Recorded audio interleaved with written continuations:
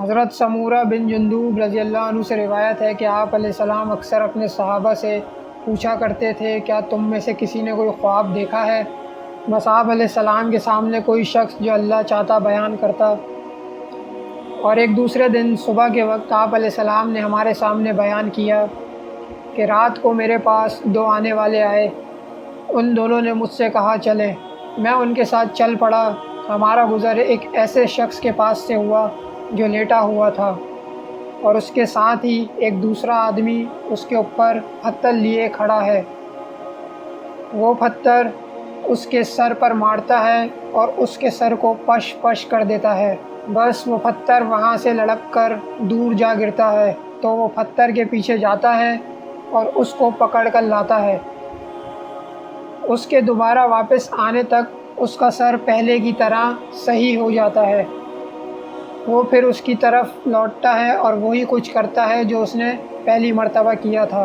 بس ہم چل پڑے اور ایک ایسے آدمی کے پاس آئے جو گدی کے بل لیٹا ہوا تھا، اور اس کے پاس ہی ایک دوسرا شخص لوہے کا ایک زنبول لیے ہوئے اس کے اوپر کھڑا تھا۔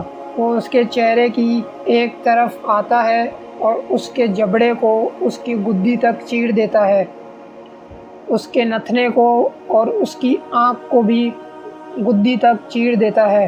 پھر وہ اس کے چہرے کی ایک دوسری جانب آتا ہے اور پھر وہی عمل کرتا ہے جو اس نے پہلی جانب میں کیا تھا۔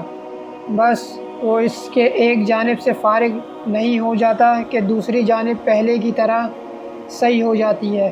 وہ پھر اس کی طرف آتا ہے اور وہی کچھ کرتا ہے جو پہلی مرتبہ کیا تھا۔ بس ہم چلے تو ہم تنور جیسے گڑھے پر آئے۔ راوی کا کہنا ہے کہ میرا گمان یہ ہے کہ آپ علیہ السلام نے فرمایا کہ اس میں بہت شور تھا اور آوازیں تھیں۔ بس ہم نے اس میں جھانکا تو اس میں برہنہ مرد اور عورتیں تھیں۔ اس کے نیچے سے آگ کا شعلہ اٹھتا ہے اور جب وہ ان کو لگتا ہے تو وہ چیخیں مارتے ہیں۔ بس ہم چلے اور ایک نہر پر آئے۔ راوی کا بیان ہے میرا گمان ہے کہ آپ علیہ السلام فرماتے تھے وہ خون کی طرح سرخ تھی، اس میں ایک تیراک تیر رہا ہے اور نہر کے کنارے پر ایک آدمی ہے جس نے اپنے پاس بہت سے پتھر جمع کر رکھے ہیں۔ یہ تیرنے والا جب تک تیرتا ہے پھر اس شخص کے پاس آتا ہے جس نے اپنے پاس پتھر جمع کیے ہوئے ہیں۔ وہ اس کے سامنے آ کر اپنا منہ کھولتا ہے اور وہ اس کے منہ میں پتھر کا لقمہ ڈال دیتا ہے۔ وہ پھر جا کر تیرنے لگتا ہے، بھی اس کی طرف لوٹ کر آتا ہے، اس کے سامنے اپنا منہ کھولتا ہے اور وہ پتھر کا لقمہ اس کے منہ میں ڈال دیتا ہے۔ ہم پھر چلے، بس ایک بہت ہی بد منظر آدمی کے پاس آئے، یا فرمایا سب سے زیادہ بدصورت آدمی کی طرف جو تم نے دیکھا ہو۔ اس کے پاس آئے، اس کے پاس آگ ہے جسے وہ دہکاتا ہے، اس کے گرد دوڑتا ہے۔ بس ہم چلے اور ایک ایسے باغ میں آئے جس میں کثرت سے درخت لگے ہوئے تھے، اور اس میں بہار کے موسم کی طرح ہر قسم کے پھول تھے، اور اس باغ کے درمیان میں ایک لمبا تڑنگا آدمی تھا جس کی لمبائی کی وجہ سے اس کا سر آسمان میں دکھائی دیتا تھا۔ اس آدمی کے ارد گرد زیادہ بچے ہیں، ایسے بچے میں نے کبھی نہیں دیکھے۔ بس ہم چلے اور ایک بہت بڑے درخت پر آئے، اس سے زیادہ بڑا اور اس سے زیادہ اچھا درخت میں نے کبھی نہیں دیکھا۔ دونوں ساتھیوں نے مجھے کہا اس پر چڑھیں۔ بس ہم اس پر چڑھے تو ایک ایسا شہر ہمیں نظر آیا جو سونے چاندی کی اینٹوں سے بنا ہوا تھا۔ بس ہم اس شہر کے دروازے پر آئے اور اسے کھولنے کا مطالبہ کیا۔ بس وہ دروازہ ہمارے لیے کھول دیا گیا اور ہم اس میں داخل ہو گئے۔ ہمیں بہت سے آدمی ملے، ان کا آدھا جسم تو اس خوبصورت ترین آدمی کی طرح ہے جو تم نے دیکھا ہو، اور آدھا جسم اس بدترین آدمی کی طرح ہے جو تم نے دیکھا ہو۔ دونوں ساتھیوں نے ان آدمیوں سے کہا جاؤ اور اس نہر میں کود جاؤ۔ وہاں ارزن ایک نہر بہہ رہی تھی، اس کا پانی سفید یعنی جیسے کہ دودھ۔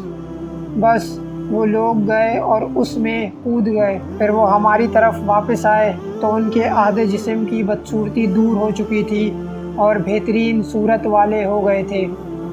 آپ علیہ السلام نے فرمایا ان دونوں نے مجھے کہا یہ جنت عدن ہے اور یہ آپ کا مقام ہے۔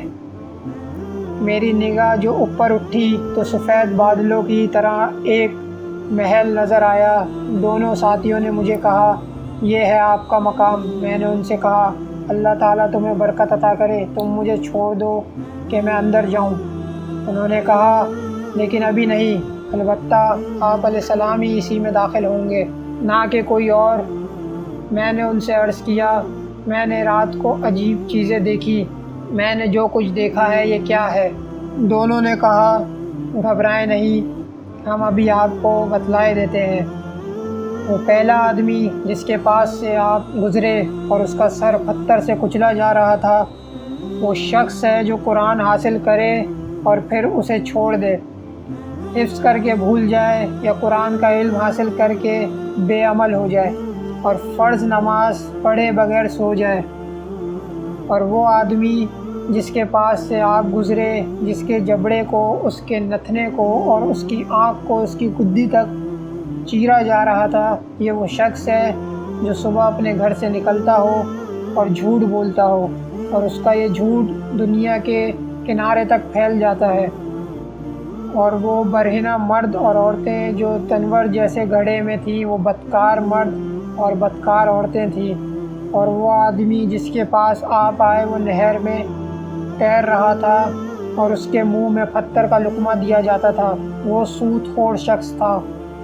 اور وہ نہایت بد منظر آدمی جو آگ کے پاس تھا اسے دہکاتا تھا اور اس کے گرد دوڑتا تھا، وہ دروغہ جہنم مالک ہے۔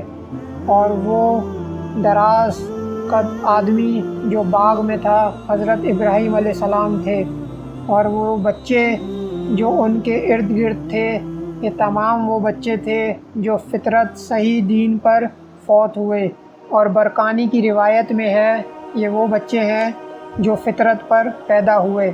مسلمانوں میں سے ایک نے سوال کیا یا رسول اللہ اور مشرکین کے بچے بھی وہیں تھے؟ تو رسول اللہ صلی اللہ علیہ وسلم نے فرمایا مشرکین کے بچے بھی۔